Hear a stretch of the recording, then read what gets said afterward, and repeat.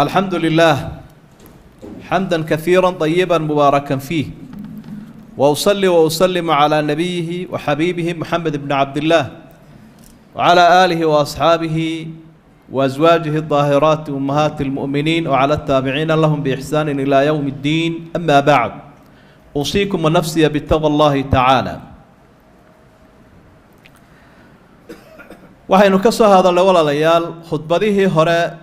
mashaakilka ugu culculus ee bulshadeena haysta, al-amraad al-ijtimaaciya, oo u baahan runtii in lagu baraarugo dawadoodana lagu dadaalo si dadku u nabad galaan. qabyaaladaynu ka soo hadalnay iyo xaaraantoo la cuno. markaynu wax ka hadlaynana wax caamaynu ka hadalnaa, cid gaara loogama jeedo, laakiin qofkii soo gala waxa weeyaan inuu ka badbaado oo qofkaasi uu ka dadaalo. maxaa badiila markuu ilaahay shay naga xaaraantinimeeyo subxaanahu wa tacaala? wuxuu inagu abaabulaa oo ina jeclaysiiyaa waxa xalaasha ah. mowduuceennan maanta ama khudbadeennani waxa ay la xidhiidhaa xalaasha iyo sida loo raadsado. khudbadda hore waxay dhiiri gelinaysay qanaacada iyo sida loo baadi doonayo xalaasha, iyo siday salafuna saalix dadkeennii waa wanaagsanaa xaaraanta isaga ilaalin jireen, xalaasha ugu dadaali jireen. iyo qofku hadduu han yaraado isagoo xalaal heli lahaa inuu xaaraan ku dhici karo. khudbadeennani waxay la xidhiidhaa 11 dariiqa lilghina wa kahrat almaal. 11 waddo oo marka aad marta aad heli karta maal barakaysan, maal badan oo barakaysan. sideed u heli kartaa? waa arrin kulminaysa dadka adduunyada doonaya iyo dadka aakhiro doonaya labadaba. qofka adduunyada doonaya xooluu doonaya, ka aakhiro doonayaana xoolaha uu doonayaa si uu aakhiro ugu shaqaysto.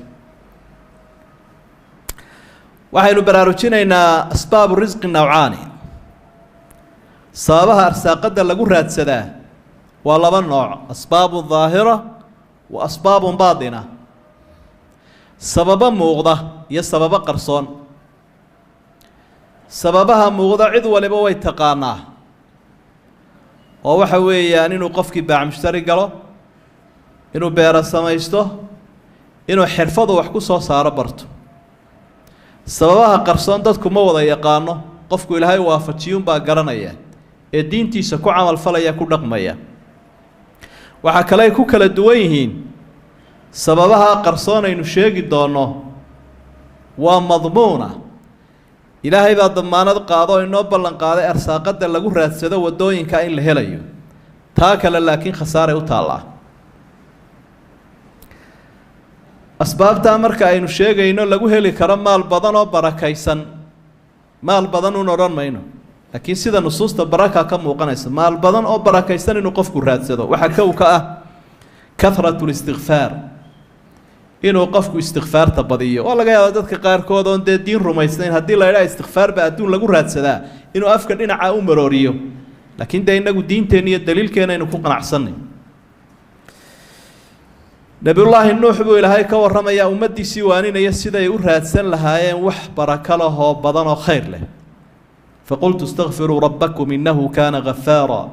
yursil الsamaaءa calaykum idraara wayumdidkum biamwaalin wabaniin wayajcal lakum jannaatin wayajcal lakum anhaara. waan waaniya waxaan ku idhi buu idhi, ilaahay dembi dhaaf weydiista, wuxuu idin siin doonaa madar aada u badan, roob aada u badan. wuxuu idin siin doonaa xoolo, wiilal, beero,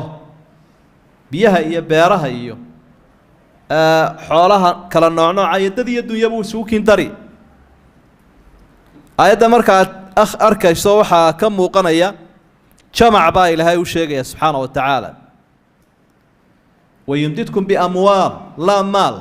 maal keliya maaha, waa amwaal, waa xoolo badan oo nooc nooc ah, waxay dadku xiiseynayaan oo dhan. dadku wiilal bay daneeyaan, wiilalna ilaahay wuu idin siin doonaa. wiilasha waxay dadku ka aaminsan yihiin kuwa intaajka sameeya, xoolaha soo saara. marka wiilashii ay islahaydeen xoolo idiin soo saarayaana ilaahay wuu idin siin doonaa waxa asbaabta ka mid ah adduun lagu helo badan oo qaninimo lagu raadsado attaqwa in ilaahay laga cabsado ilaahay baa adduunka hayee inaad isaga ka cabsato subxaanahu watacaala qur-aanka ay noo caddaynaya taqwaduna waxa weeye alkhawfu min allahi subxaanah in addoomuhu ay ilaahay ka cabsadaan waman yattaqi llaha yajcal lahu makhrajan wayarzuqhu min xaysu laa yaxtasib min xaysu laa yaxtasib buu ilaahay raacay qofka ilaahay ka cabsada farajna wuu samaynayaa wixii ku adkaada meel aanu filayna waxbuu ka siinayaa meel aanu filayn u fiirso adigu waxbaad qorshaysatay oo barnaamij baad leedahay oo masaadirtaada dhaqaaliya meelaha ay ka soo baxaan waa intaasoo meelood meelo aanad filayn bay ka soo butaacaysa oo ilaahay uu kaaga badinayaa subxaanahu watacaala rasuulkuna sala allahu calayhi wasalam intaynaan xadiid gaarin ilaahay baa wuxuu uhi walow ana ahla alquraa aamanuu wattaqow lafataxnaa calayhim barakaatin min alsamaa'i waalard dadkaa adduunyada ku nool haddii ay ilaahay ka cabsan lahaayeen cir iyo dhulba waxaan ka soo furi lahaa barakaat waa jamaciyana laysat baraka waaxida bal hiya barakaat barakooyin badan ayaan soo furi lahaa baa ilahay uhi meel walba waxaa markaa in nusuustaasi ay inoo sheegaysaa bushaare ilaahay uuna siiyey subxaanahu watacaala oo ay tahay inaynu ka guddoomanno shaygaa aan weynaynba ee ilaahay inoo fududeeyo ina waafajiyo alla kacabsiga inaynu ku dadaalno waxaa saddexaad atawakulu cala allah tawakulkuna waxa weeye ictimaadu lqalbi cala alwakiili waxdah inuu addoonku ilaahay tala saarto oo arrimaha u dhiibto tafwiid dhaqdhaqaaqa ha la yimaado qofku laakiin haddana wuxuu ogyahay arrinkaa markuu ilaahay uu siiyo inuu helayo waman yatawakal cala allahi fahuwa xasbu ilaahay baa wuxuu yihi rabbi wuu ku filan yahay qofka ilaahay tala saarta waxba yuusan ogin haddaad ilaahay ku tiirsato aad tala saarato waxaad ka doonaysaba wuu ku siinayaa nebiyullaahi moxamed sala allahu calayhi wasalam waxa uu leeyahay haddii ay ilaahay tala saaran lahaydeen tala saarashadiisa dhabta larazaqakum kamaa yarzuqu اطayr taqduu khimaasan wataruuxu bidaana haddaa ilaahay tala saaran lahaydeen wuxuu idiin arsaaqi lahaa sida shimbirta u arsaaqo bal u fiirsada subaxdii bay shimbirahaasi iska wada kalahaya kayd ma leh galabtiina way soo wada noqonayaan iyagoo dheragsan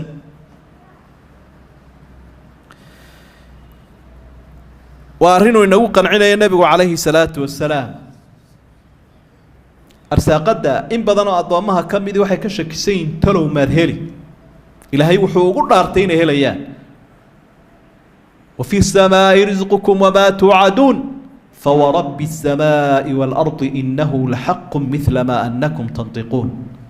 حقينا كوريا سمادا waxa jira buu lahayn arsaaqadii niyo jannada idin yabahay waxaan idin sheegayaan in aydan arsaaqada waa in helaysaan waa dhab buu lahayn sida hadalkiinuba dhab u yahay waxba ka shakay waxa afraad oo kamid ah tafarruq li ibadati Allah subhanahu inaad cibaadada ilaahay u farbaxdo farbixidda culimada waxay ku fasireen markaad cibaadada gudanayso ha xawilnaanin oo ha maqnaanin ee cibaadada u soo jeed salaada soomka dikriga quraanka mid waliba waqti buu leeyahay cibaadada waqtigeedaasun ha ku ciyaarino qaafil ilaahi oo maqan ha noqonin laakiin qalbigaagu waa soo jeedo xadiis saxiixa